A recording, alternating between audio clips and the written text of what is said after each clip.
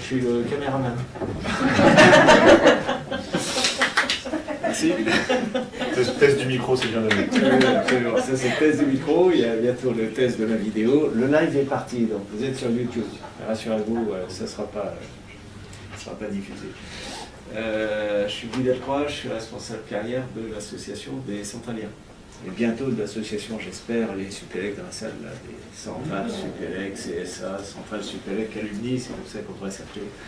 Parce que nos associations fusionnent bientôt. Les écoles ont fusionné, les résidences d'élèves ont fusionné, les fondations ont fusionné, les associations n'ont pas encore fusionné, mais ça ne saurait tarder. Voilà. Donc bienvenue à tous. Centrale Carrière, en gros c'est une soixantaine d'événements carrière par an. Donc il y en a presque un par semaine. Voilà. C'est au moins 2 voire 3 job boards. Donc des portails d'offres d'emploi, avec un flux centralien d'environ 300 offres par mois. Un flux consolidé entre les associations de grandes écoles, Supélec, les LIX, Sciences Po, HEC, l'ESSEC, l'EDEC, etc. avec millions. Un flux de 2500 offres par mois, c'est sur What's for You. Et puis avec What's for You, pour ceux qui ne le savent pas, je le répète régulièrement, il y a un agrégateur. Donc c'est un truc qui agrège toutes les offres d'emploi qu'il voit passer. Donc il en agrège en France tous les jours 450 000, qui représente quand même 2 tiers de la situation. Voilà. Donc le service carrière, nous on fait en sorte que les offres soient bien positionnées, etc. On a un groupe de chercheurs d'emploi actifs, qui s'appelle le groupe Contact, il y en a quelques membres ici. On a un groupe tremplin qui, lui, s'intéresse plus au projet. Donc, quand on flotte un peu à 40 ans, à 50 ans, sur ce qu'on va devenir, sur ce qu'on peut devenir, sur ce qu'on veut devenir, eh bien, alors, orientation groupe tremplin. Tremplin, c'est l'Avarap des grandes écoles. Voilà. Bon, c'est ça, mais c'est la même méthode, la même méthodologie. Ça fonctionne assez bien et on fait 2 groupes par an de 20 personnes. Ça, c'est définition de projet. Je fais pas mal d'entretiens individuels. Donc, je pense que cette année, je vais terminer à peu près à 400 entretiens. Donc, de centraliens, de Supélec, mais j'en prends d'autres aussi de temps en temps. Voilà. Quand il y a du surmenage chez mes confrères de Sciences Po, je les prends. Donc vraiment, ma porte est ouverte pour les entretiens individuels. Et puis, que dire d'autre, voilà, j'ai rencontré Eric Chevaux par l'intermédiaire d'un de mes anciens DRH. Il avait décidé de faire un petit parcours avec Eric. Voilà, c'est pas poursuivi, mais il y a un chemin différent. Mais en tout cas, j'avais été vraiment séduit par la conférence que tu avais faite à cette occasion. Et donc j'ai demandé à Eric de venir pratiquement la refaire ici, mais comme je sais qu'il ne fait jamais la même, donc on va découvrir ce soir ce qui est au programme. Et en particulier sur ce thème du management par la confiance. Et moi j'avoue que j'ai bien fité parce que dans ma carrière industrielle, je pense que j'ai beaucoup pratiqué ce style de management, plutôt que le management par la terreur, c'est pas mon style. Et donc je revendique de n'avoir jamais licencié un collaborateur dans ma carrière, même si à un moment j'avais 21 usines sous ma responsabilité. Donc c'est tout, il suffit d'anticiper et puis bien choisir ses collaborateurs et puis leur faire confiance, parce que c'est quand même comme ça que ça marche le mieux. Bien, je fais un test. Vous m'entendez? Vous m'entendez? Parfait. Ok. Juste un petit test, j'ai un petit côté provoque, j'aime bien, mais qui est de Centrale? De Supélec? Non, ça va, vous êtes mélangés déjà. J'avais peur qu'en fait il y avait 2 clans. Ok. J'ai envie de commencer par une petite question. Qui parmi vous a envie de réussir ses projets professionnels? À main levée. C'est une question con. J'adore. Qui parmi vous a envie de réussir sa vie? Ah, c'est marrant, c'est le même. Est-ce que vous savez quel est le critère primordial qui va nous garantir de réussir notre vie? Est-ce que vous avez une idée? On a tous envie de réussir sa vie, mais c'est quel critère fondamental on doit se baser pour arriver à réussir notre vie? La confiance. La confiance. Merci. Merci François. On va bien s'amuser aujourd'hui. La confiance, ok. Mais la confiance, qu'est-ce que c'est que la confiance? La confiance, c'est incantatoire, c'est pas quelque chose, c'est implicite, mais c'est pas explicite, c'est pas un comportement. Enfin, c'est compliqué à l'admettre. Il a confiance envers qui, envers quoi?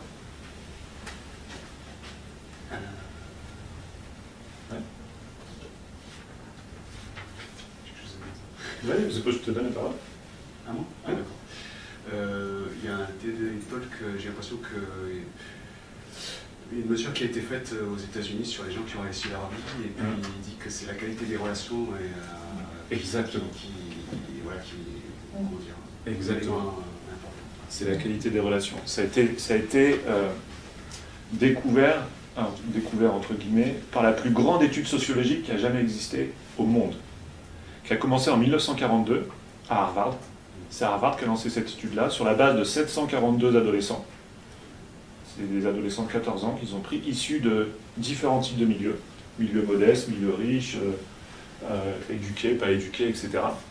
Et tous les ans, jusqu'à aujourd'hui, on en est au 4e directeur de programme avec qui s'appelle Robert Waldinger, et il a fait une TEDx qui est magnifique sur la qualité des relations. Et tous les ans, ils ont suivi ces adolescents qui sont devenus des adultes, qui sont devenus des parents, qui sont devenus des grands-parents, des arrière-grands-parents. On en est à la 4e génération, ça fait 80 ans que cette étude a commencé. C'est la plus grande qui a jamais été réalisée. On est parti de 742 personnes pour arriver à des milliers de personnes. Et ce qu'ils ont trouvé, le critère primordial sur lequel on doit mettre notre focus pour nous garantir une belle vie, c'est-à-dire une vie en santé, une vie où à la fin, sur notre lit de mort, on est satisfait de la vie qu'on a eue, c'est la qualité de nos relations. C'est d'avoir de belles relations qui va être le précurseur fondamental pour avoir une belle vie. Maintenant, qu'est-ce que ça veut dire une belle relation? Ça veut dire quoi être dans une belle relation? Une belle relation, c'est pas lié à la quantité. Je peux être dirigeant d'une entreprise, avoir des milliers de salariés, je peux diriger des équipes, je peux avoir plein d'amis sur Facebook, je peux être en couple et me sentir seul. Donc ce serait quoi une belle relation? Comment on la définit? Harvard l'a définit, cette belle relation, et ils estiment qu'une belle relation, sur la base de leur étude, je sais que je suis dans une belle relation avec quelqu'un quand je peux compter sur cette personne et que cette personne peut compter sur moi. C'est ça, avoir une belle relation. Alors évidemment, quand on peut compter sur quelqu'un, qu'est-ce qui est l'enjeu qui est au cœur de ça? C'est quand je sais que je peux... C'est la confiance, exactement. C'est quand je peux faire confiance à quelqu'un, que cette personne peut me faire confiance. La confiance, elle est au cœur de la performance, elle est au cœur de la posture managériale, elle est au cœur de l'efficacité commerciale, elle est au cœur de notre épanouissement personnel. Mais qu'est-ce qu'on sait vraiment de la confiance? Combien longtemps elle a gagné, qu'elle tombe... Voilà, donc il y a plein de choses. Mais vraiment, comment on peut construire une relation de confiance avec quelqu'un? Sur quelle base? Est-ce que c'est quelque chose qui est inné? Est-ce que c'est quelque chose qui doit se faire naturellement? Ou c'est quelque chose sur lequel on peut travailler à un niveau individuel? C'est incantatoire, la confiance. C'est incantatoire à un niveau individuel, et quand on parle de confiance dans une organisation, ça l'est encore plus. Je vais vous donner un premier critère qui va vous permettre déjà une première notion sur la confiance. Et on va le faire avec un petit test. Imaginez que demain, vous soyez invité par l'un de vos plus gros clients, ou votre patron, dépendamment dans quel type d'organisation vous travaillez. Et puis, il vous appelle, puis il vous dit, voilà, je voudrais te parler de ce gros projet, ou de ce gros contrat, et j'aimerais qu'on le fasse autour d'un repas. Puis j'ai envie de quelque chose de convivial, parce que la convivialité, c'est important, comme dirait Françoise. Et que, donc, ça serait bien que tu viennes avec ta femme ou ton mari, et puis moi, je vais venir avec ma femme. Et donc, vous êtes super emballé, vous dites que c'est top, ça c'est une belle promotion qui s'en vient. Vous en parlez avec votre femme ou votre mari, puis qui vous rappelle judicieusement que vous avez 2 enfants en bas âge à faire garder. Et là, je vous propose 2 solutions. Il va falloir que vous positionnez par rapport à ces 2 solutions. La première solution que je vous propose, c'est de faire appel à la jeune fille qui habite en bas de votre immeuble, qui a 15 ans, que vous connaissez depuis sa naissance, vous connaissez son caractère, vous connaissez ses parents, mais le seul truc qui pourrait vous retenir, c'est que ça serait la première fois que vous lui demanderiez de faire garder vos 2 enfants. C'est la première fois. Et puis je vous propose une deuxième solution, c'est de faire appel à une société spécialisée, type Familisphere, où là vous allez être certain d'avoir une personne qui a les compétences, qui a les diplômes, qui a les références, mais le seul truc qui pourrait vous empêcher de faire appel à cette personne-là, c'est qu'au moment où vous allez partir au restaurant, c'est exactement le même moment où vous allez faire sa connaissance. C'est-à-dire que si sa tête ne vous revient pas, bah, vous n'avez plus d'autre choix que d'annuler votre restaurant ou de la laisser rentrer chez vous. À main levée parmi vous, qui préfère faire appel à la jeune fille qui habite en bas de son immeuble? Ok, voilà, c'est presque oui, tout le monde. Presque tout le monde. Mais quand je fais sur 400 ou 500 personnes en conférence, c'est la même chose, c'est quasiment la majorité. Maintenant, interrogeons-nous sur ce qui vient de se passer. Pour faire garder la personne, pour faire garder ce qui me tient le plus à cœur, la prunelle de mes yeux, nos enfants pour ceux qui en ont, je préfère les faire garder par quelqu'un qui n'a pas forcément les compétences, mais dont je connais la personnalité. À travers ce petit exemple, vous touchez du doigt les 2 piliers fondamentaux de la confiance. Le premier pilier, c'est la compétence. Il est important, la compétence, c'est important. Je ne pourrais pas prêter ma voiture à quelqu'un qui n'a pas son permis de conduire, c'est impossible. Mais le deuxième pilier, qui est bien souvent ignoré dans les organisations, c'est celui de la personnalité. Derrière la personnalité, on va y mettre l'intention, l'intégrité, tout un tas de choses qu'on va voir aujourd'hui.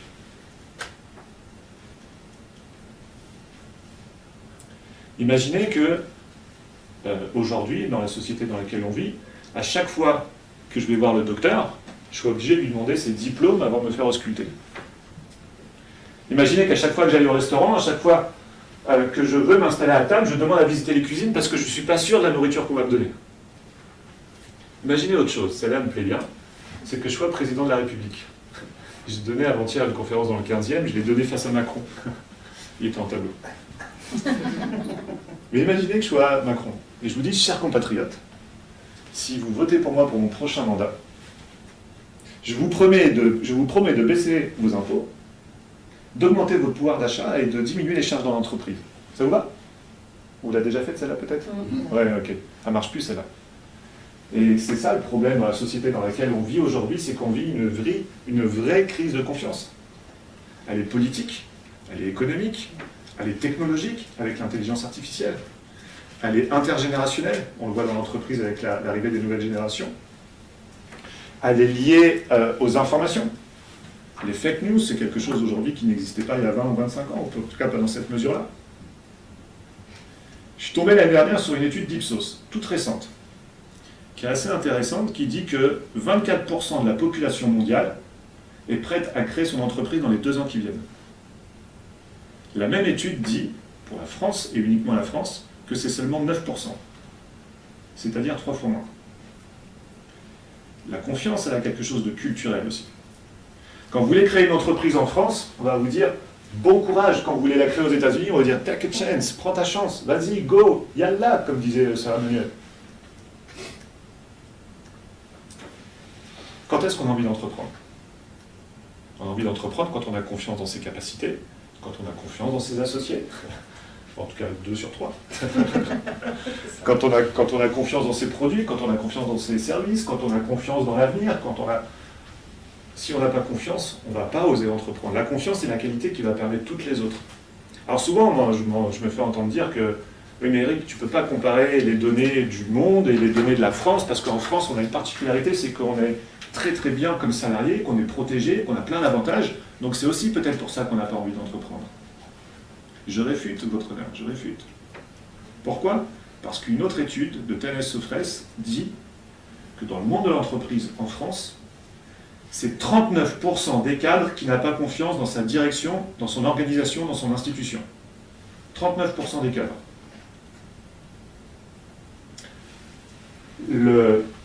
La méfiance, c'est le premier stade du manque de confiance.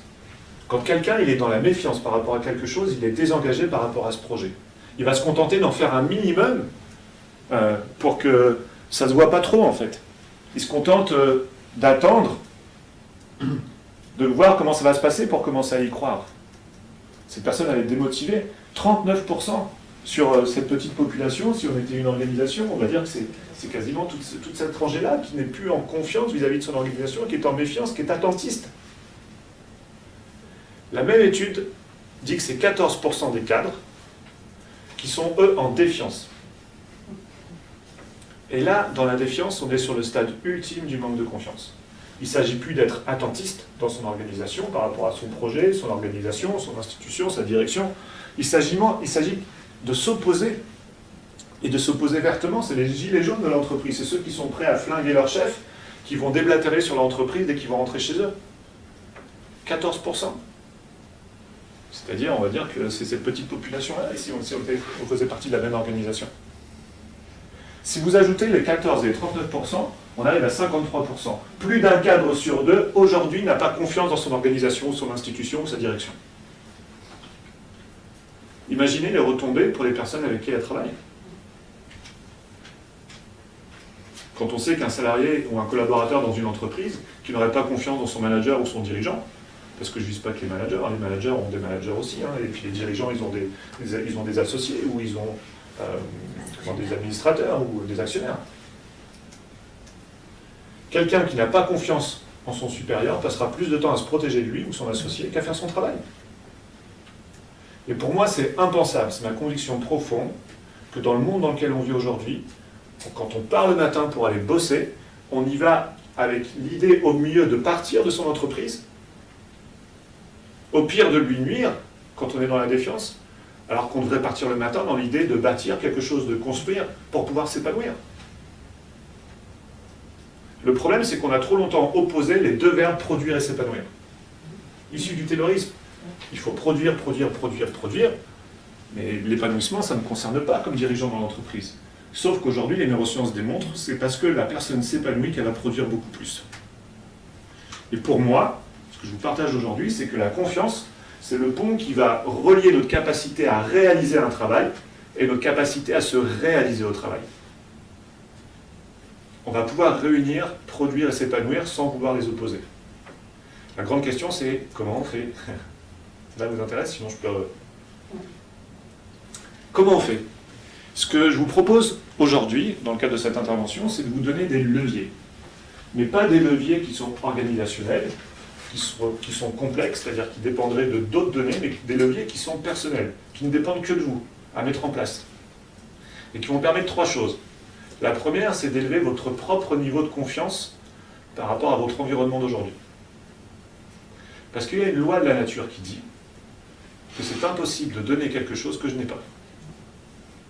Si vous n'avez pas suffisamment confiance en vous par rapport à tel ou tel projet, dans l'avenir, ou peu importe où vous voulez situer votre confiance, comment pouvez-vous donner votre confiance aux autres? À vos associés, à vos clients, à vos partenaires. Et donner sa confiance dans une organisation, c'est ce qu'on appelle le principe de délégation ou le principe de coopération.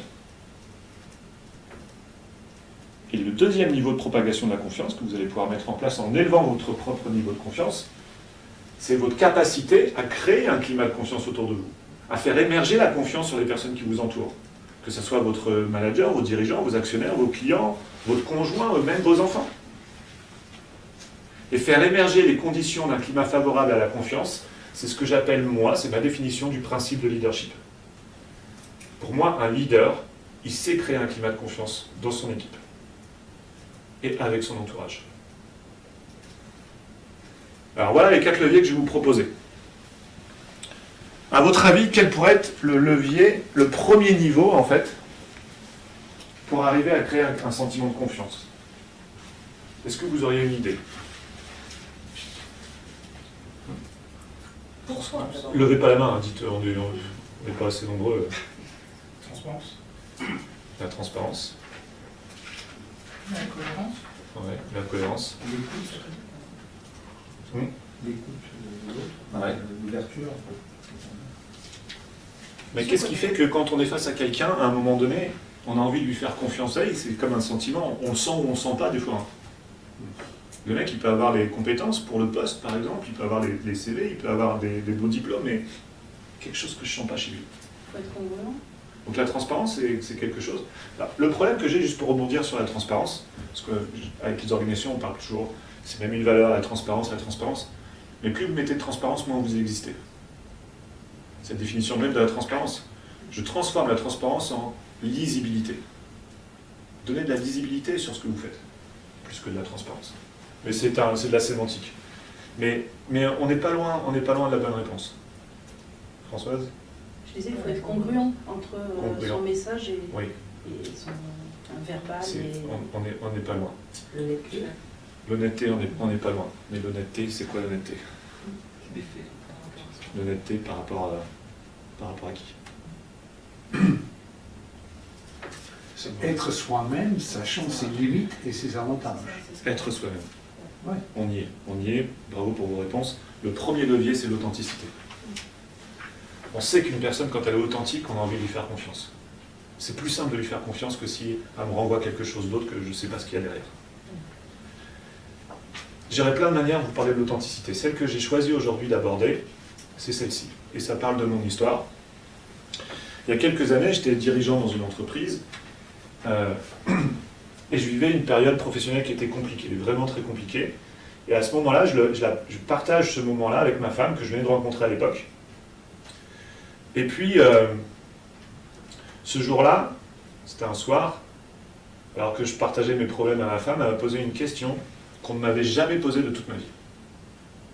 C'est étonnant de se faire entendre une question, puis on percute que jamais on nous a posé cette question. La question qu'elle m'a posée ce jour-là, c'est « Eric, qu'est-ce que tu ressens ?» Qu'est-ce que tu ressens?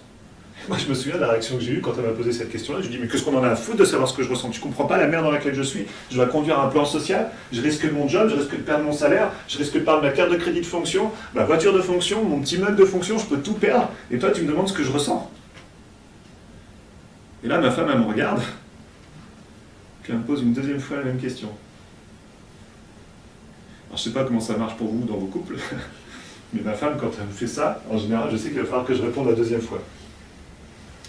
Mais moi, en vérité, j'étais emmerdé pour répondre à cette question. Ce que je lui ai répondu ce jour-là, et je vous jure que c'est vrai, je me suis dit, mais qu'est-ce que tu as envie que je ressente? Parce qu'on est des champions de l'adaptation. Okay? Quand on met notre quartier général dans le mental, on trouve toutes les bonnes solutions pour les techniques de fuite, surtout chez les hommes. Et vous savez que cette incapacité à mettre un mot sur ce qu'on ressent, nous sommes excessivement nombreux à le partager. Ça porte un nom qui est soumis à un diagnostic médical qui s'appelle l'alexithymie. L'alexithymie. Ça s'écrit. Comme Alexis et Thymie, T-H-Y-M-I. Et l'alexithymie, c'est 15% de la population en France, sur des études médicales, qui en souffrent.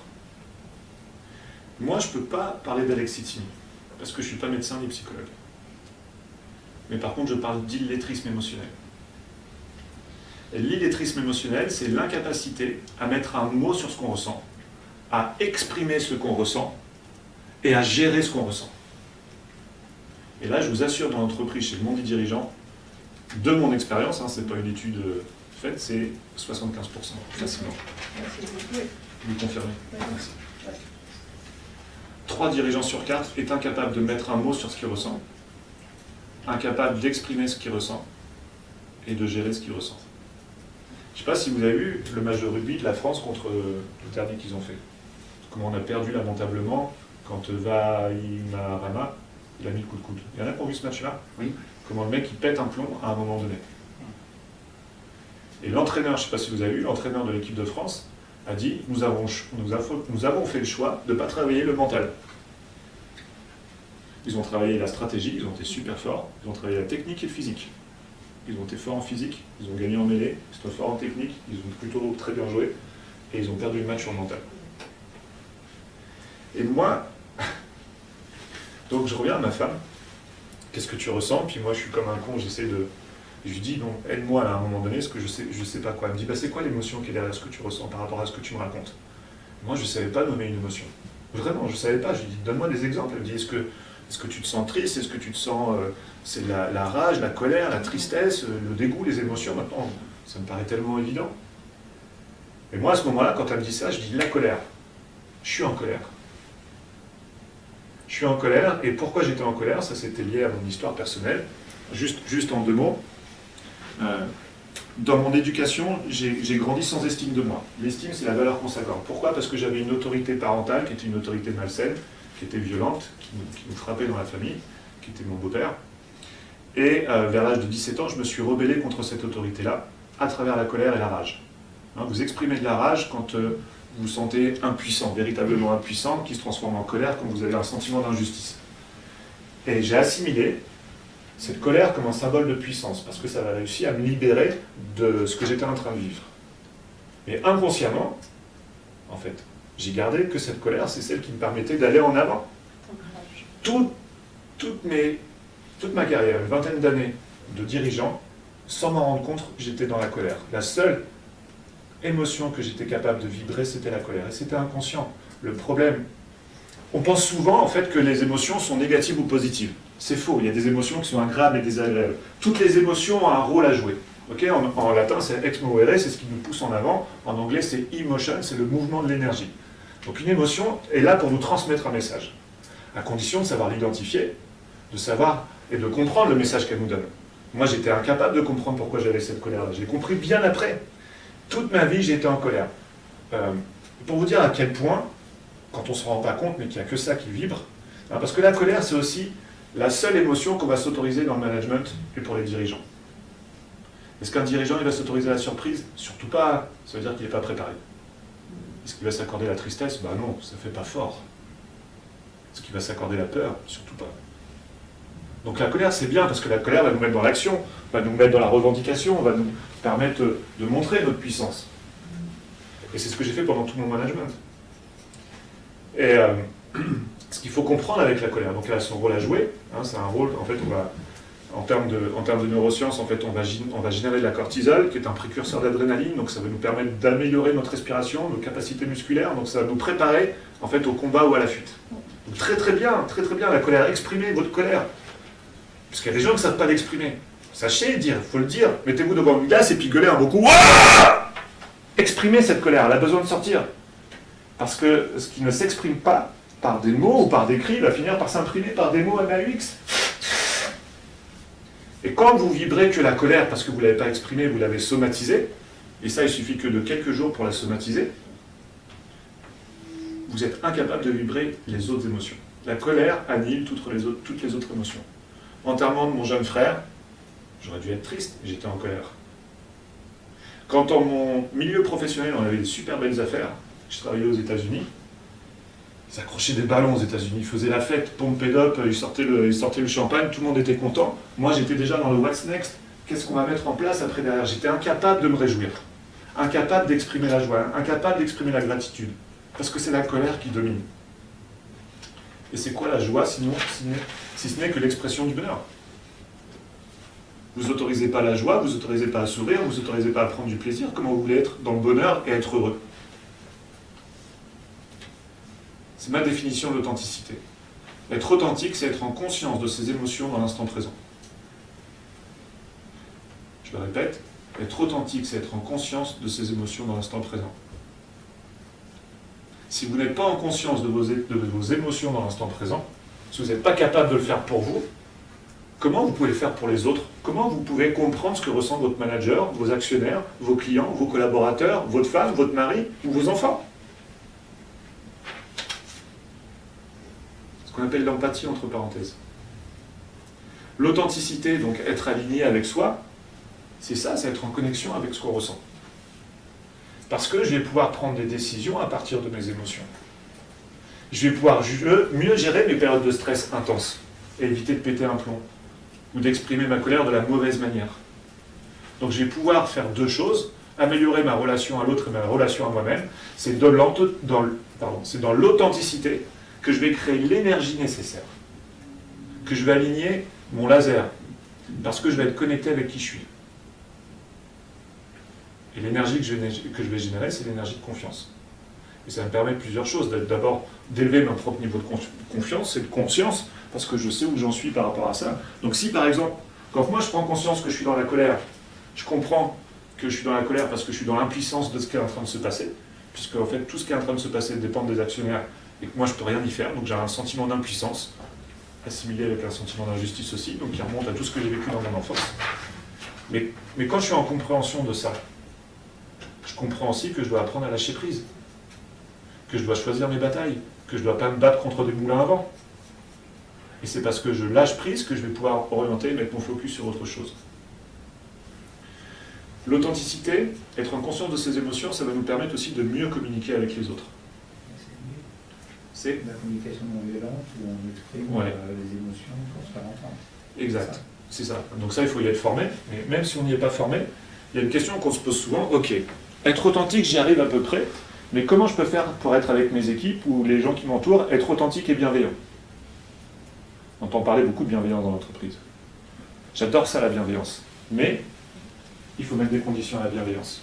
Et la condition que j'y mets, c'est, moi, les notions du mal, du bien et du mal, j'ai un petit peu de mal. C'est facile d'être dans la bienveillance quand tout se passe bien autour de nous. Okay, facile d'être dans la bienveillance sur un moment convivial ou parce que tout se passe bien, les chiffres sont bons, les prévisions sont bonnes. Ok, c'est facile d'être bienveillant. Et comment être authentique à des moments qui sont compliqués dans des relations qui peuvent l'être? D'autant plus si dans ce qui se passe, c'est avec des personnes que j'aime profondément, que je respecte énormément. Alors je vais vous raconter une autre histoire qui est aussi issue de mon parcours. Voilà. Donc vous avez compris que j'avais une autorité parentale qui était une autorité malsaine. Pendant 15 ans, j'ai refusé de voir ma mère. Parce qu'elle vivait toujours avec cet homme. Elle, son moyen de défense, c'était le déni. C'est-à-dire qu'elle refusait. Donc mon frère et moi étions des menteurs, jamais on avait été frappés, c'était pas vrai, etc. Ok, c'était son moyen de se protéger à elle. Hein, elle n'a jamais fait un restaurant en 30 ans, elle n'a jamais vu la mer alors qu'elle habite à 10 km. Vous voyez, un peu les choses. Donc j'avais dit à ma mère, écoute, je ne veux plus te voir tant que tu es avec cet homme-là. Par contre, tu peux venir quand tu veux à la maison. Donc elle habitait de l'autre côté des Pyrénées. Donc la porte était toujours ouverte, je t'aimais toujours, etc. Et puis mon beau-père est décédé en début d'année. Et je me souviens, donc ma mère m'appelle, elle me dit, je dis, écoute, tu as besoin que je vienne, oui, si tu peux venir, etc. Et j'arrive chez ma mère, avec ma femme, nos 3 enfants. Elle ne connaissait ni ma femme, ni nos 3 enfants. Moi, quand j'arrive chez ma mère, elle a les cheveux blancs. Et je suis choqué de ça, en fait. Ma mère a vieilli, je ne m'en suis pas rendu compte, en fait, sur les photos, on ne s'en rendait pas compte. Et le jour où j'arrive chez elle, c'est le jour où Notre-Dame est en train de brûler à Paris. Donc c'était, je ne sais plus, début mars ou fin février, par là. Et là, moi, quand je regarde ça, en fait, je prends conscience d'une chose. Je me dis, putain, Notre-Dame, je ne l'ai jamais visitée, en fait. J'ai jamais visité la cathédrale, et puis c'est trop tard, maintenant, elle a brûlé. Alors que c'était un truc, je passe presque tous les jours devant. Et là, j'ai comme un truc qui se passe en moi, je me dis, mais en fait, Notre-Dame, c'est ma mère, en fait. Ma mère est en train de brûler, elle est en train de vieillir, entre guillemets, c'est l'image. Puis je ne l'ai jamais visitée, j'arrive pas à... Et je sais que je dois parler avec elle. Mais moi, j'ai beaucoup de ressentis, je suis dans la colère. Je suis dans la colère de ce qu'on a vécu, je suis aussi dans la colère contre elle, parce qu'elle a fait le choix de cet homme, elle a fait le choix de ne plus nous voir, et puis elle a fait le choix de ne pas croire ce qu'on avait vécu. Et là, comment vous faites pour communiquer avec quelqu'un que vous aimez profondément parce que c'est votre mère, que vous avez une colère et une rage énormes, sans la blesser, elle? Parce qu'elle est en train de vivre son deuil, elle vivait un vrai deuil, c'est-à-dire qu'elle n'était pas libérée du tout. C'est dur d'être bienveillant dans ces cas-là. Donc moi, ce que je vais vous donner, par rapport à ça, oubliez un temps la bienveillance, mais quand vous devez dire quelque chose à quelqu'un, d'autant plus si vous l'aimez ou si vous la respectez, si cette personne elle a merdé, qu'elle a fait des conneries, même si ça a duré pendant 20 ans, dites-lui, et dites-lui avec élégance. Parce que la bienveillance ne dépend jamais de vous, parce que vous ne savez pas ce qui peut être bien ou mauvais pour quelqu'un. Vous pouvez donner du chocolat à quelqu'un, ça va lui faire du bien dans l'instant, puis sur le long terme, ça ne va pas lui faire autant de bien. Puis si vous demandez à quelqu'un de faire du sport, ça va peut-être lui faire mal dans l'instant, mais ça va lui faire du bien à long terme. Les notions du bien et du mal sont très... La limite est très compliquée à définir. Mais quand vous parlez d'élégance en communication, parce que vous êtes capable d'exprimer ce que vous ressentez en toute authenticité, sans chercher à faire mal à l'autre, on ne peut pas contester ce que vous ressentez, on ne peut pas contester vos émotions. Ce que j'ai fait avec ma mère, et ça a changé notre relation. Dans le monde de l'entreprise, pour vous dire à quel point être authentique, c'est exprimer d'où on vient. Okay, d'où on vient, c'est-à-dire ce qu'on ressent. C'est considérer qu'on n'est pas que des êtres de logique, qui mettons notre quartier général des décisions au niveau du mental, mais que nous sommes aussi des êtres biologiques, doués d'émotions, et que les émotions ne sont pas là pour nous faire chier, elles existent en fait pour nous faire avancer. exprimer d'où on vient. Regardez comme c'est important aussi, même d'exprimer à quelqu'un d'où on vient de manière extérieure, physique. C'est déjà fait tous des réunions où chacun se présente, puis il y a une personne qui dit « je suis de Palaiseau »,« ah t'es de Palaiseau, moi aussi je suis de Palaiseau », et puis le lien se fait tout de suite. Ou alors vous avez peut-être vécu quand vous allez à l'étranger. J'ai vécu à Las Vegas assez récemment, dans le lobby de l'hôtel, dans un environnement de mangeurs de hamburgers qui parlent très fort, qui n'est pas ma culture. Dans le lobby de l'hôtel, j'entends parler un couple français. Automatiquement, je me rapproche d'eux. Dans quel hôtel vous êtes, quel restaurant vous avez fait, c'est quoi les boîtes de nuit sympas, les trucs. On va chercher les bons tuyaux. Juste parce qu'il est français. Est-ce que je suis pote avec tous les Français en France? Est-ce que je suis pote avec tous les Parisiens? Est-ce que j'irai voir tous les Parisiens ici dans la rue pour lui demander dans quel hôtel je pourrais aller? Non. Pourquoi je le fais à l'étranger? Parce que on est sur une valeur commune, on est sur un lieu commun. Je sais d'où la personne vient. Être authentique, exprimer ses émotions, c'est exprimer d'où je viens de manière intérieure.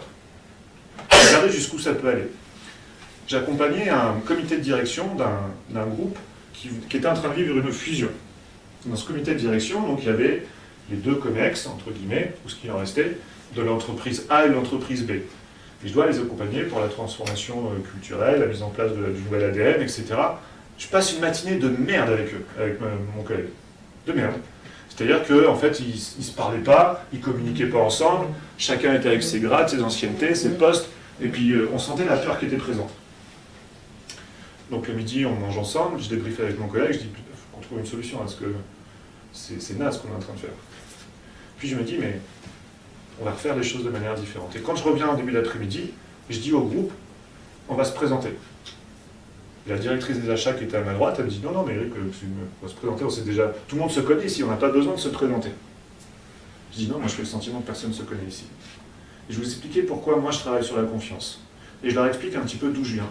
Pourquoi la confiance aujourd'hui c'est ma mission de vie, parce que c'est lié à ma propre histoire, et qui est personnelle et professionnelle. Donc j'explique ça, et que mon intention elle est forte, et de faire en sorte qu'ils arrivent à créer un climat de confiance entre eux. Voilà. Je dis pas ce que j'ai fait, je ne dis pas d'où je viens professionnellement. Comme tout le monde le fait, je suis directeur des achats, ça fait 15 ans que je travaille chez SI, avant j'ai fait SI, je suis issu de Centrale, de Supélec, j'ai fait l'ENA.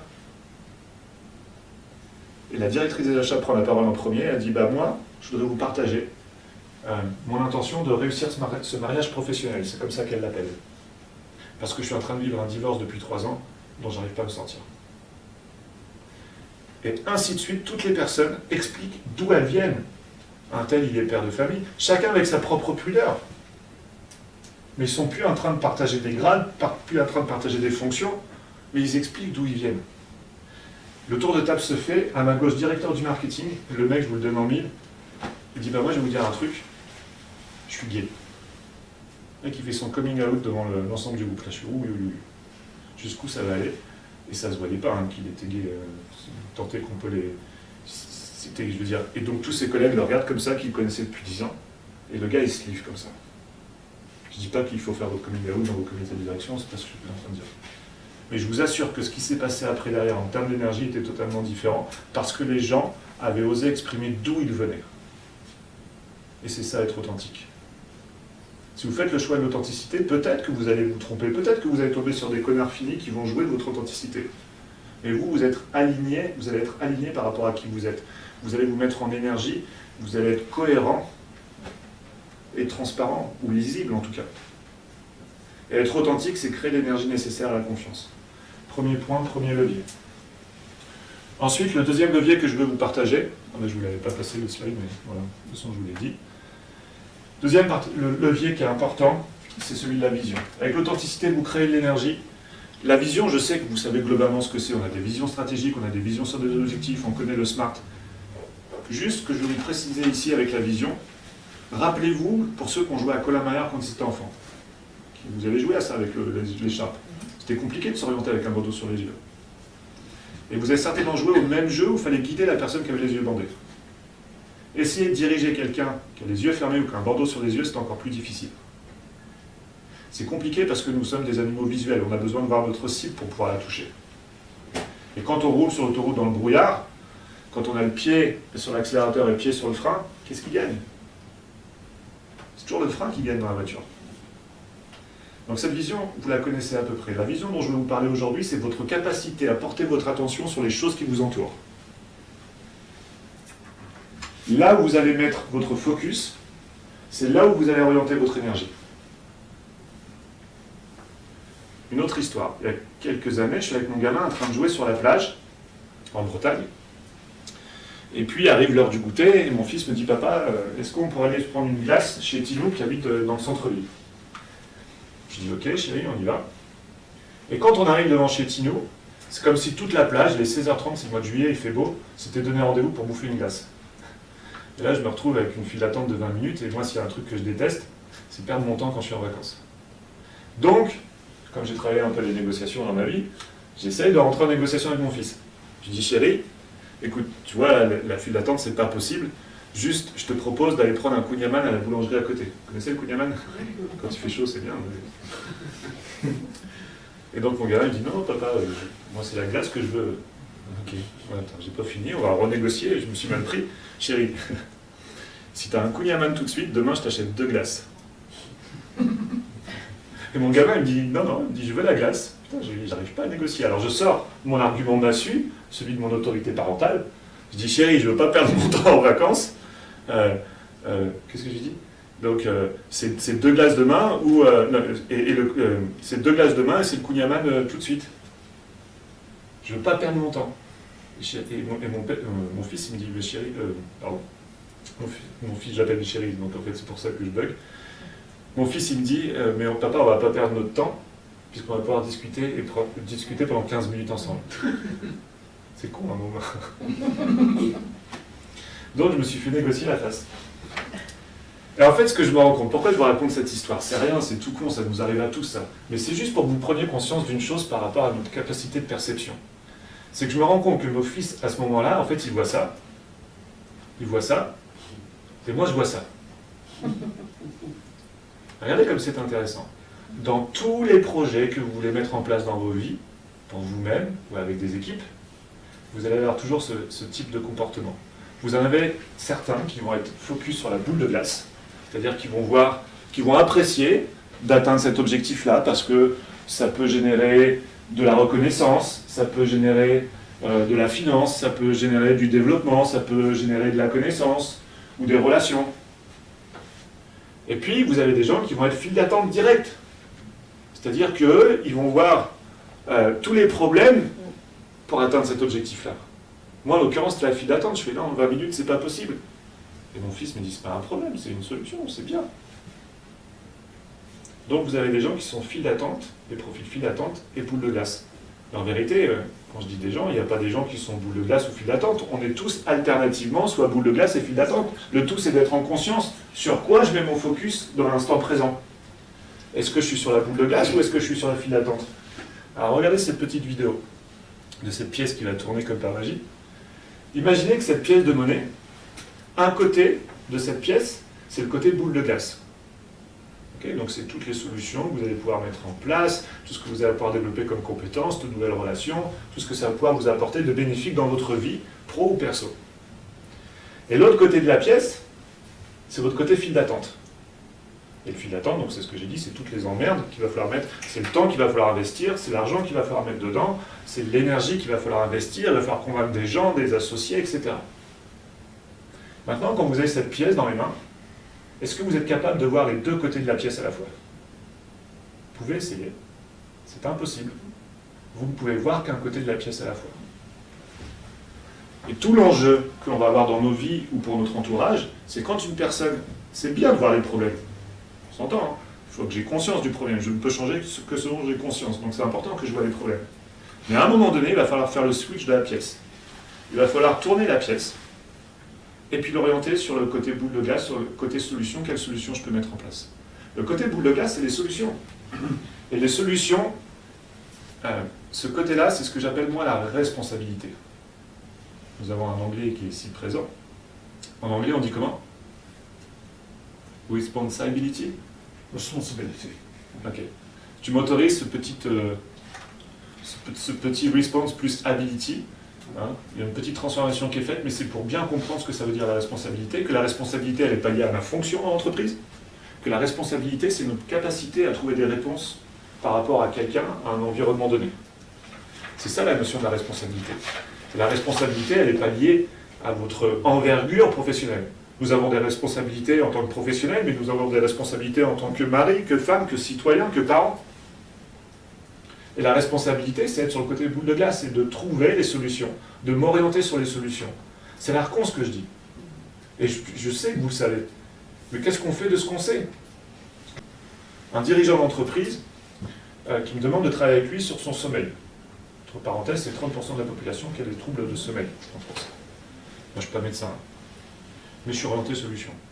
Je lui dis, qu'est-ce que tu as mis en place pour essayer de lutter contre ce problème-là? Quelle solution tu peux? Il me dit, non mais Eric, ce qu'il faut que tu comprennes, c'est que ça fait 30 ans que je dors mal. Okay. Le gars, il a que son problème, c'est-à-dire sous-entendu, mon coco, tu vas vraiment en chier pour me trouver une solution, parce que ça fait 30 ans que je vis avec ça. Je dis, ok, quelle solution tu peux envisager? Donc, lui, sa pièce, elle est collée sur la table, sur le côté file d'attente. Moi, j'essaye de faire le switch. Je l'essaye de l'orienter sur les solutions. Il dit, non mais Eric, ce que tu n'as pas compris non plus, c'est que je fais beaucoup de déplacements, je suis jet-lagué, donc du coup, je suis en stress permanent, en décalage horaire, donc c'est pour ça que je dors mal. Le mec, il est encore sur sa file d'attente.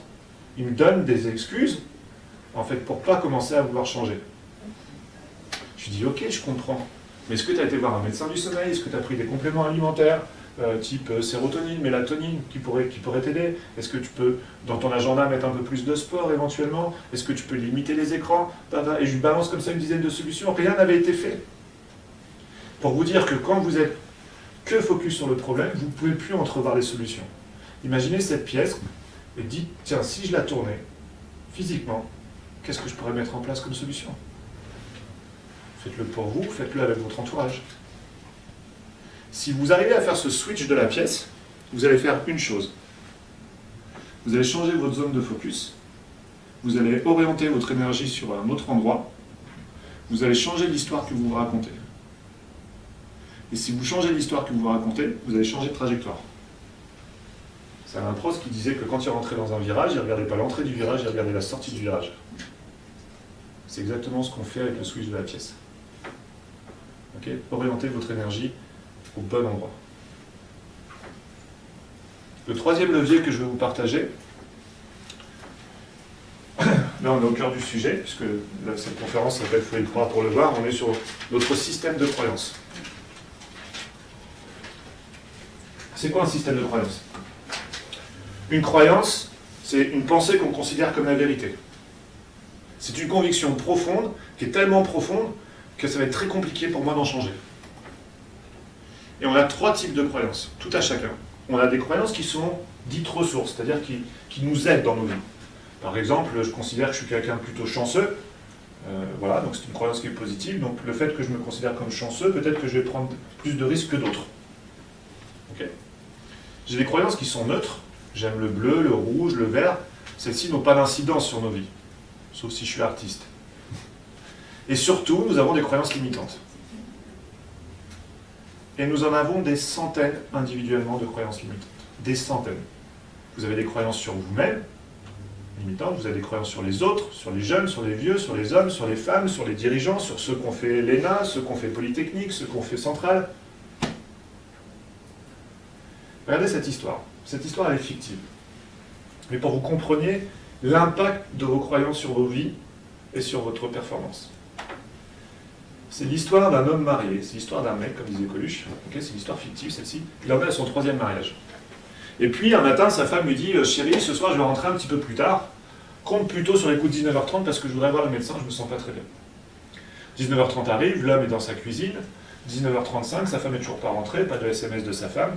Il commence à se poser des questions. 19h40, sa femme n'est toujours pas là. Et là, il se souvient, comme de par hasard, que son médecin est un pur beau gosse, qui en plus roule dans un gros 4x4 que lui, il n'a jamais pu se payer.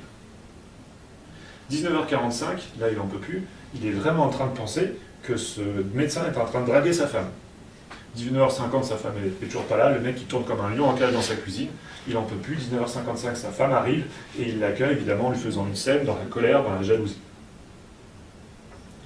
Regardez ce qui se passe. Pourquoi je vous raconte cette histoire? C'est pour que vous bien compreniez comment ça fonctionne.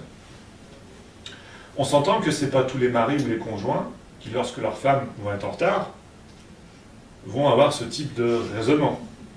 Quand bien même le médecin serait moche. Okay, c'est pas tout le monde. Regardez ce qui se passe. Cet homme, il a certainement des croyances en lui, et les croyances qu'il pourrait avoir, c'est que tous les hommes sont des salauds, tous les hommes sont des dragueurs, donc forcément, quand il y a quelqu'un de plus beau que lui, il va penser qu'il va draguer sa femme. Ou alors, il pourrait penser que toutes les femmes sont infidèles. J'aurais pu faire l'histoire dans l'autre sens, avec tous les hommes sont infidèles, puis en général, il y a toujours quelqu'un qui dit « oui, mais ça, par contre, c'est vrai ». Vous voyez que les croyances sont profondes.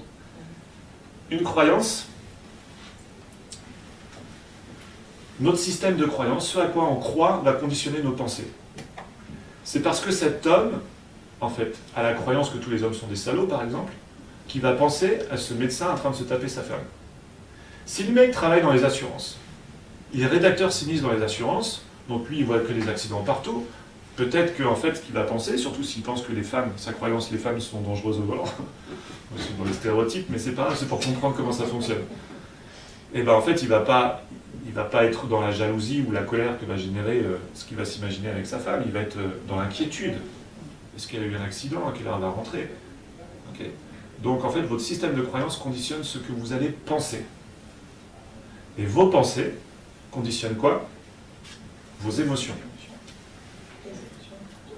Vous pouvez changer d'état émotionnel en un clic, en un instant. Il suffit que je vous rappelle quelque chose, un moment positif ou un moment joyeux de votre vie, ou au contraire un moment qui était triste, et vous allez changer d'état émotionnel tout de suite. Comme ça, c'est ce qui fait qu'on voyage émotionnellement à travers une histoire. Okay? C'est ce à quoi je pense qui conditionne mes émotions. Et nos émotions, en fait, déterminent une chose, nos comportements. C'est parce que je ressens de la colère et de la jalousie que je vais accueillir comme une merde ma femme quand elle va rentrer. C'est parce que je suis inquiet, parce que je pense qu'elle a eu un accident de voiture, que je vais la prendre dans mes bras parce que je vais lui témoigner en fait que j'étais inquiet.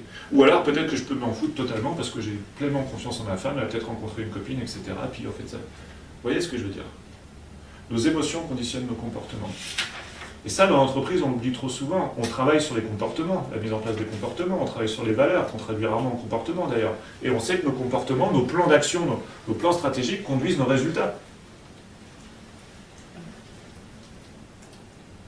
Et nos résultats dans nos vies, c'est notre réalité, entre parenthèses.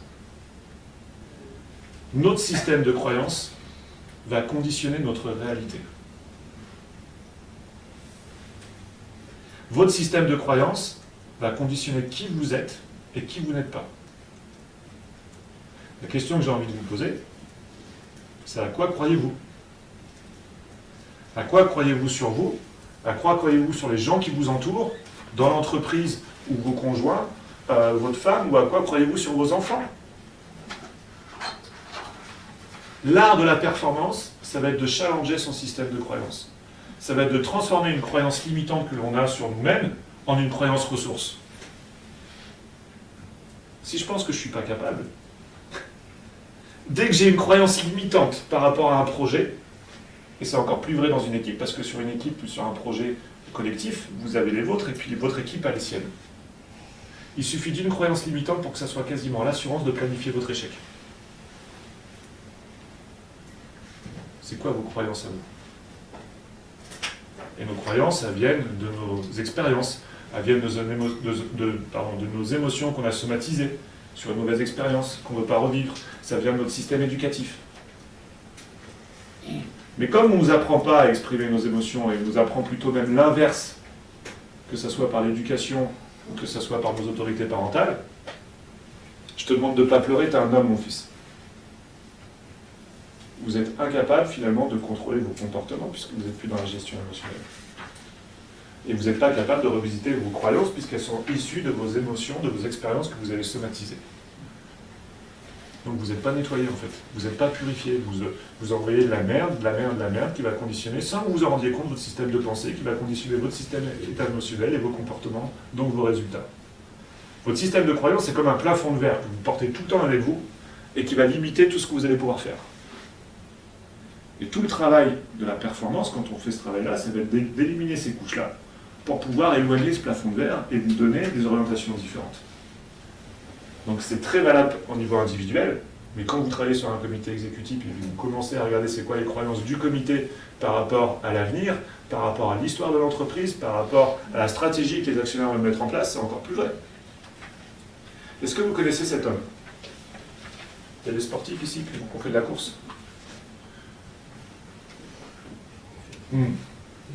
Vas-y. Ben, j'ai été à l'université avec lui. Oh, bravo. Donc, cet homme-là, c'est un homme... On était tous les deux, lui avant moi, dans le même système de pilotage dans le bord de la force. Ok, génial. C'est un coup de chance. Je cite cet homme parce que dans les années 50, c'était des années exceptionnelles en termes de neurosciences. Vous savez comment on soignait à cette époque-là, dans les années 50, les gens qui étaient épileptiques? Ouais, il y avait des électrochocs, mais ça ne marchait pas toujours. Il y avait un moyen qui fonctionnait. Et un médecin, un professeur, a eu le prix Nobel pour ça. En 52, je crois. Prix Nobel de médecine. La trépanation. J'ouvrais le crâne et je retirais une grosse partie du cerveau médian. Et finalement, la personne n'était plus épileptique. Ça marchait bien. Je ne vous explique pas les conséquences que ça pouvait avoir après sur la personne derrière. Donc c'était des époques formidables. Prix Nobel pour ça, et c'est bien, ça a fait avancer la médecine. Et tant pis pour ceux qui se sont fait retirer un bout de leur cerveau. Mais dans les années 50, il y avait aussi une croyance qui était répandue au niveau du sport, c'est qu'il était impossible de courir le mile en dessous de 4 minutes. Un mile, c'est 1,6 km à peu près. Okay. C'était impossible de courir en dessous de 4 minutes, c'était même mortel, dangereusement mortel pour la personne qui l'essaierait. Et cet homme, Roger Bannister, il n'a pas adhéré à cette croyance à l'époque. Il s'est dit, on doit pouvoir y arriver en faisant un autre type d'entraînement, en s'entraînant de manière différente. À cette époque-là, les sportifs qui étaient les coureurs de l'époque s'entraînaient plusieurs heures par jour. 4, 5, 6, 8 heures par jour. Et lui, il a inventé le fractionnel. Il a dit, moi je vais faire des petites périodes de course sur 1 heure, sur 2 heures, sur des entraînements d'une demi-heure peut-être. Je vais faire de manière différente. Et en mai 1954, il court le mile en 3 minutes 59. Le premier homme sur Terre à arriver à le faire. Personne n'y revenait, ni les journalistes et tout ça.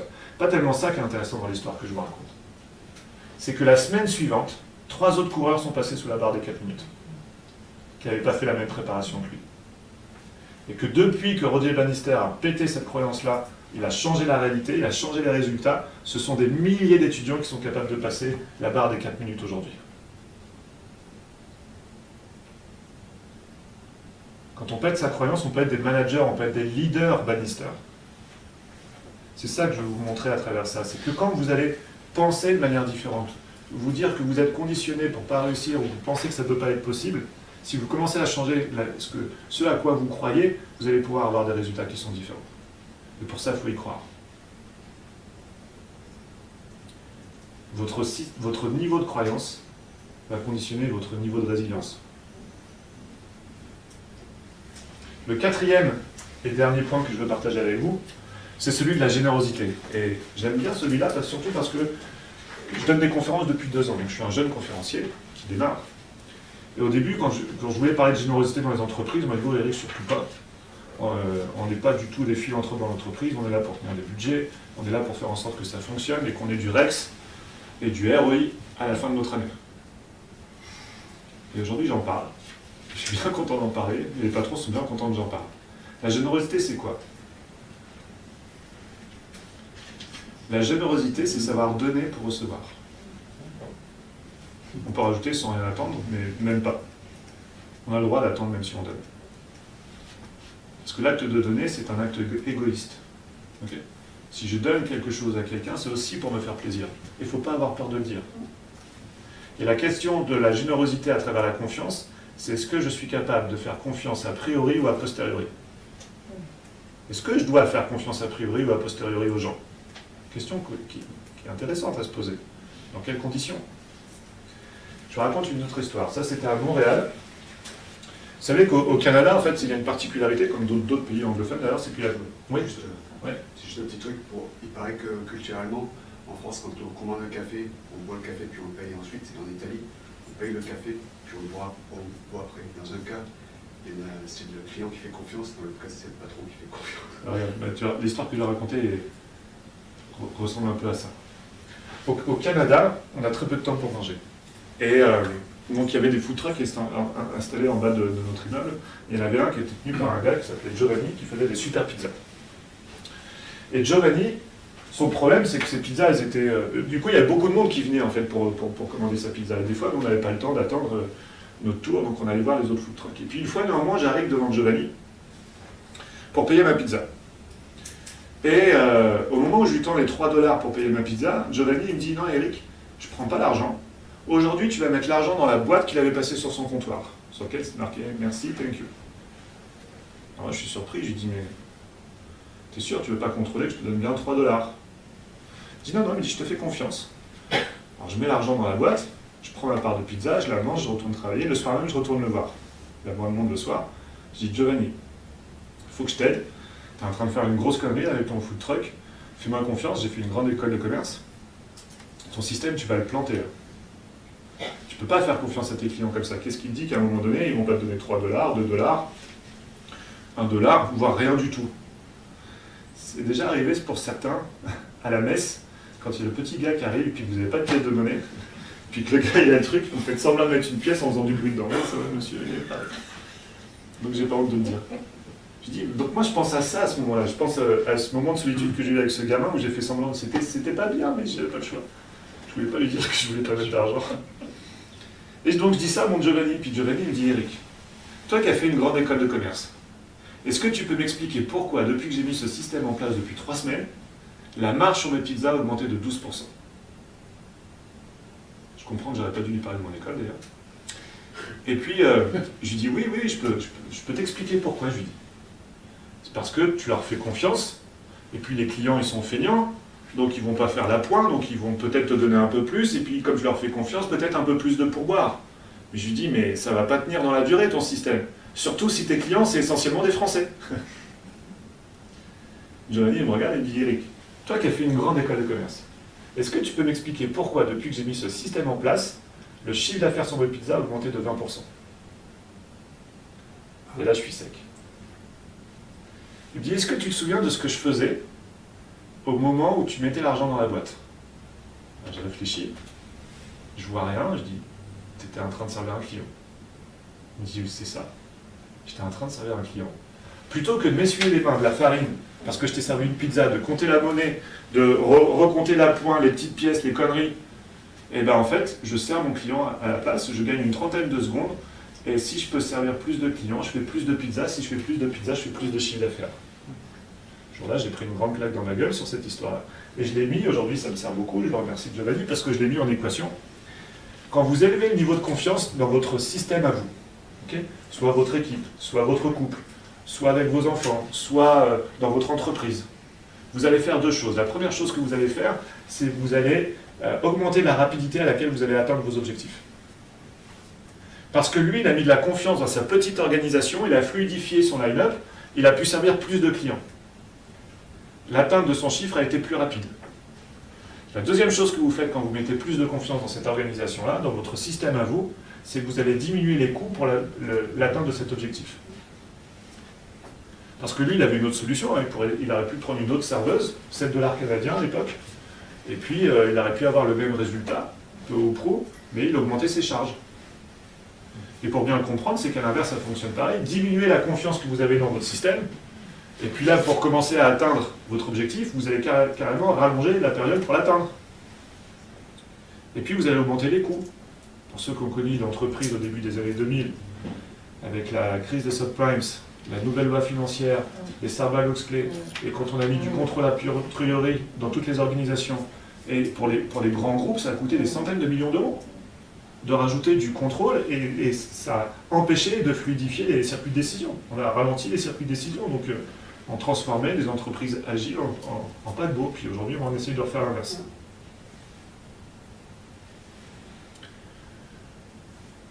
Essayez d'avoir une relation avec un client sans confiance, je vous souhaite du courage.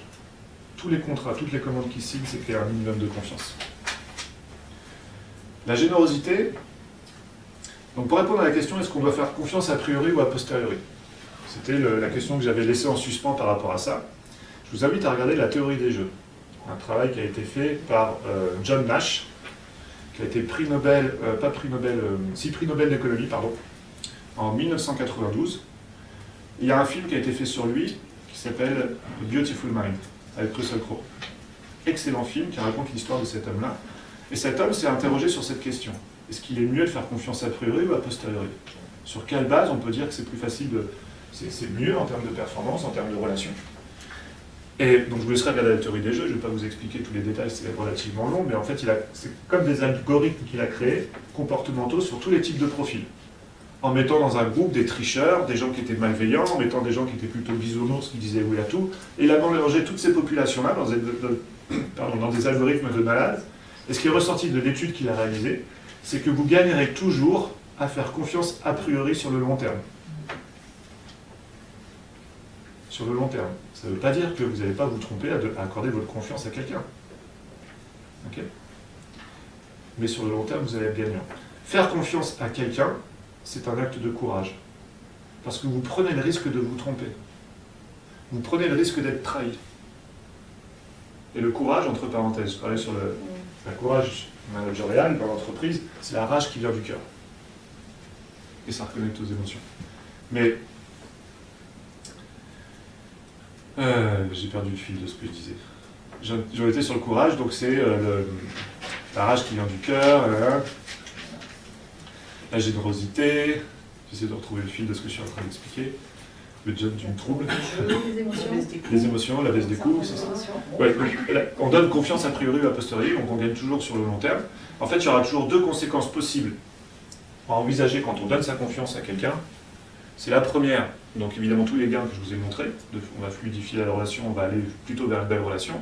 Puis si on se trompe, et bien finalement on a une leçon à en tirer. Et la leçon qu'on va en tirer, elle va être sur deux choses.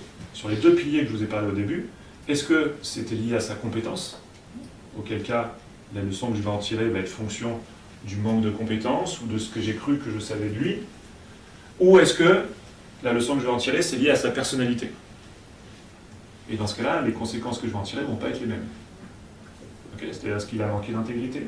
Est-ce qu'il a été, ses intentions étaient mauvaises? Okay. Et c'est là que je vais pouvoir me positionner. Enfin, le dernier truc que je vais vous dire sur la générosité, c'est que la générosité, c'est finir pardonner. La notion du pardon est liée à la notion de la générosité. Et le pardon, c'est un thème qui pourrait faire l'objet d'une conférence à elle-même, mais la notion de pardonner, je veux juste que vous compreniez que c'est un acte généreux et que la générosité, paradoxalement, elle doit commencer par vous-même. Il ne faut pas avoir peur de se le dire. La confiance doit démarrer par vous-même. Et l'acte de pardon doit commencer par vous-même. Quelles sont les choses aujourd'hui pour lesquelles vous n'êtes pas encore pardonné? Là, je peux vous assurer qu'on en a tous un paquet. Parce qu'on ne s'autorise pas. Le pardon, il est lié aussi à un système religieux. Dans une société laïque, on oublie un petit peu le pardon. Mais le pardon, il est très très important pour soi. Le pardon, c'est pas d'oublier tout ce qu'on a pu vivre.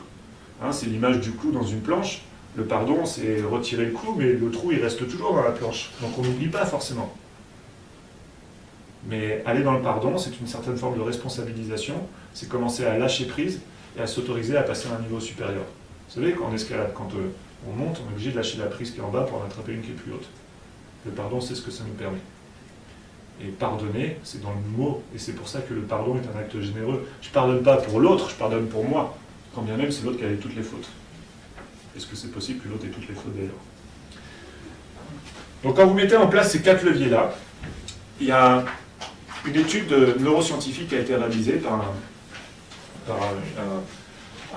un grand neuroscientifique, et en fait, Vernon Smith, il s'appelle, et en fait, qui s'est rendu compte qu'on pouvait mesurer la confiance d'un individu à travers une prise de sang. En fait, c'est le taux d'ocytocine qu'on va mesurer. L'ocytocine est une molécule précurseur à la confiance, qui est aussi responsable du fait qu'il y ait une relation entre la mère et son enfant. Donc on injecte même de l'ocytocine sur les femmes qui sont enceintes au moment de l'accouchement pour la mettre plus en confiance par rapport à ça. Donc cette étude-là, je ne vais pas rentrer dans les détails de l'étude, mais a montré sur l'analyse de milliers de salariés aux États-Unis que quand vous mettez dans les conditions un salarié pour qu'il se sente en confiance, vous allez faire 3 choses. Première chose que vous allez faire, vous allez augmenter son engagement à hauteur de 76%. À l'inverse, le désengagement, c'est le drame aujourd'hui de toutes les entreprises. C'est comment je fais pour lutter contre le désengagement des équipes, hein, surtout avec les nouvelles générations. comment je peux mettre plus d'engagement par rapport à la culture de mon entreprise, à l'ADN de mon entreprise, faire en sorte que les talents ne s'en aillent pas ailleurs. Tous les DRH que je rencontre me disent que c'est le désengagement le problème numéro 1 aujourd'hui. Renforcer la confiance dans l'organisation renforce l'engagement. Et 76%, c'est pas rien. Après, c'est qu'un chiffre, mais ça donne juste la proportion. Le deuxième chiffre que je peux vous donner, c'est que salarié qui évolue dans un climat de confiance élevé a un taux de stress inférieur à 74%. C'est logique, parce que le stress, l'angoisse, l'anxiété, la peur, c'est le pendant de la confiance. Quand vous voulez travailler sur le stress de quelqu'un, vous allez essayer de renforcer sa confiance par rapport à ce stress-là. À l'inverse, si vous stressez, vous allez faire perdre sa confiance. Et surtout, la troisième donnée que je vais vous partager, c'est la dernière, c'est un salarié qui évolue dans un climat de confiance élevé a un taux de productivité 50% supérieur. Et là, on fait le lien entre la capacité à se réaliser au travail et la capacité à réaliser un travail. 50% sur un objectif de janvier à décembre, c'est je réalise mon objectif à fin septembre.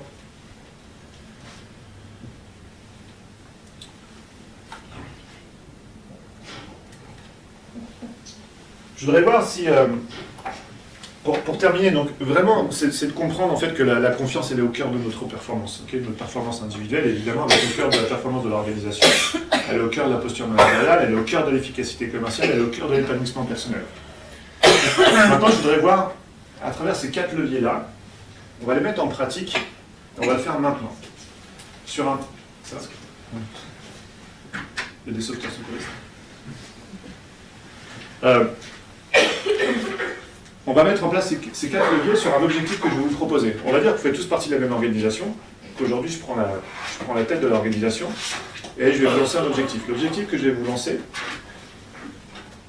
est-ce que vous pensez, je vous ai dit que la confiance, ça pouvait en gros tout faire grandir, est-ce que vous pensez que par la confiance et la mise en application des 4 leviers que je vous ai proposés, vous pouvez faire grandir vos mains? C'est le projet que je vous lance en tant que président de cette nouvelle organisation que je viens de créer. Est-ce que vous pensez qu'on est capable de faire grandir ses mains par l'authenticité, par la vision, en challengeant nos croyances et par la générosité? Pas en tirant dessus, pas en faisant des gestes, on ne va pas la faire bouger la main. Maintenant que je vous ai lancé ce projet-là, donc c'est comme si je vous disais cette année on va faire plus 20%, je voudrais savoir dans mon équipe qui pense que c'est possible, à main levée. Ok. Levez plus haut, n'ayez pas peur, vous avez le droit de ne pas y croire. Hein, donc, si vous pensez, donc, ok, je vous demande de venir ici. Françoise, est-ce que tu penses qu'on peut faire grandir ses mains juste par les 4 leviers que j'ai prononcés? Je te fais confiance. Alors, mets-toi avec le groupe qui me fait confiance. Je suis chanceux aujourd'hui. Qui pense que c'est pas possible que je raconte mon bon groupe? C'est possible, hein. Bon, n'ayez pas peur, hein. Il n'y a pas de jugement, et je raconte beaucoup de conneries en plus.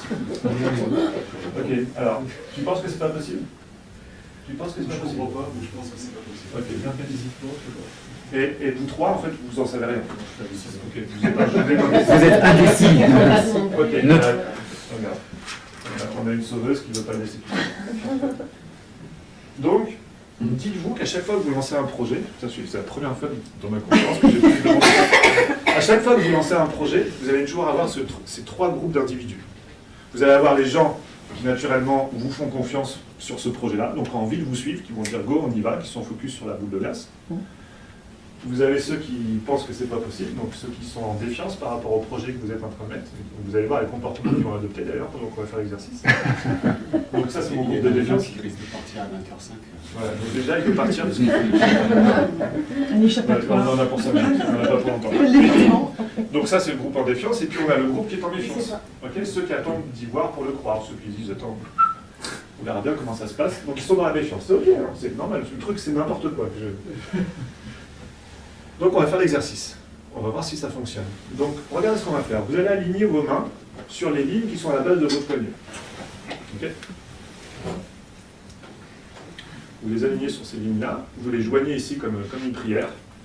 Et vous allez regarder votre majeur. Pour ce groupe-là, le majeur, c'est le doigt du milieu. Et au niveau des majeurs, peut-être vous en avez un qui est légèrement plus bas que l'autre. Okay, moi, c'est celui de ma main droite. Donc j'ai pris ma main droite. Vous allez prendre la main avec le majeur le plus petit. Okay, donc c'est votre point de référence. S'ils sont à même niveau, vous prenez la main que vous voulez. C'est vous qui choisissez, c'est-à-dire qu'ils sont égales.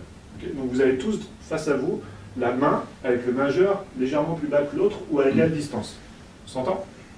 Maintenant, regardez ce qu'on va faire. On va mettre en application ce qu'on a vu dans la conférence, les 4 leviers pour augmenter la confiance en soi et la confiance autour de nous. Donc le premier levier, c'était l'authenticité. Ok, l'authenticité. Donc ça veut dire que pour le faire de manière authentique, je vais mettre puissance et conviction. Ok, je vais y aller franchement. Deuxième chose, Vision. la vision. Donc quand je vais faire l'exercice que je vais vous dire de faire, vous allez imaginer votre main en train de grandir. Vous allez la visualiser en train de grandir. Troisième levier, c'était Croyance. croyance. Donc je vous demande juste de faire l'effort, et je sais que c'est très compliqué, de changer votre croyance et de vous dire que c'est possible. Ok, tout simplement.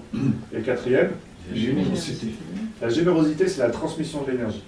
Ok, que j'ai su générer, que j'ai su orienter, et dont j'ai su retirer tous les filtres qui étaient un peu pourris avec les croyances. Donc là, la générosité, dans l'exercice qu'on va faire, on va essayer de faire circuler l'énergie de sa tête jusque dans sa main en sentant des picotements dans son bras. Ok. Et voici l'exercice qu'on va faire. On va le faire tous ensemble. Pour l'instant, je vous montre. Quand je dirai 3, vous allez dire 5 fois de suite à votre main. Grandis, grandis, grandis, grandis. 5 fois de suite. Mais il faut y mettre de la puissance et de la conviction. Là, vous avez besoin d'être authentique. Et vous n'êtes pas filmé en plus, donc ce ne serait pas du tout ridicule. Vous êtes prêts pour le faire avec puissance et conviction? À 3.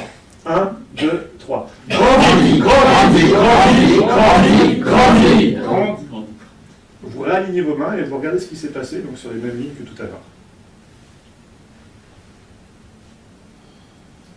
Maintenant, je voudrais que vous leviez la main, ceux pour qui ça a fonctionné, s'il vous plaît. Juste levez la main. Regardez ce qui s'est passé.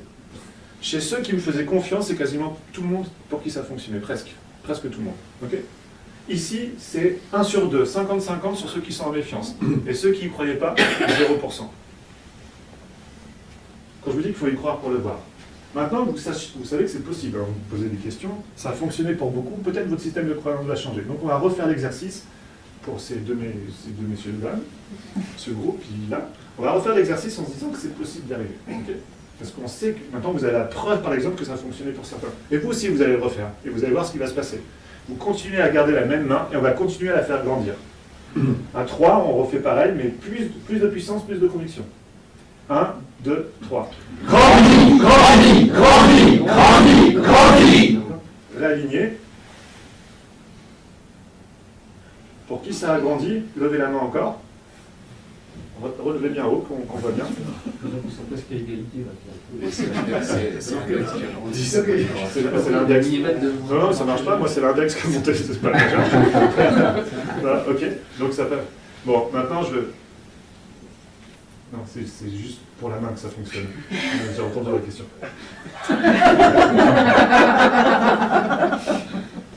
Ok. On va faire une dernière fois, mais ce coup-ci, on va lui dire de rapetisser. Ok, comme quand on était petit. Donc on va lui demander de réduire. Ok, rapetisse, on va faire. Ok, et on va voir si ça fonctionne dans le sens inverse. Après tout, peut-être que c'est des conneries. La même main que vous aviez tout à l'heure, celle qui a grandi, vous la reprenez. On va lui dire 5 fois de suite rapetisse. Ok, à 3. 1, 2, 3. Rapetisse, rapetisse, rapetisse, rapetisse, rapetisse. Réalignez vos mains. Pour qui ça a rapetissé, levez la main. Ah, ça y est, ça marche sur la rapetisse, mais pas sur le grandi. Ça parle de vous, ça. Ça n'a pas fonctionné pour vous. Ok, c'est normal. Je vous remercie, je vous demande de vous rasseoir. Donc là, vous interrogez sur comment c'est possible. Et vous voulez savoir la réponse, évidemment. Et bien, c'est l'objet d'une autre conférence, il faudra demander à qui de faire.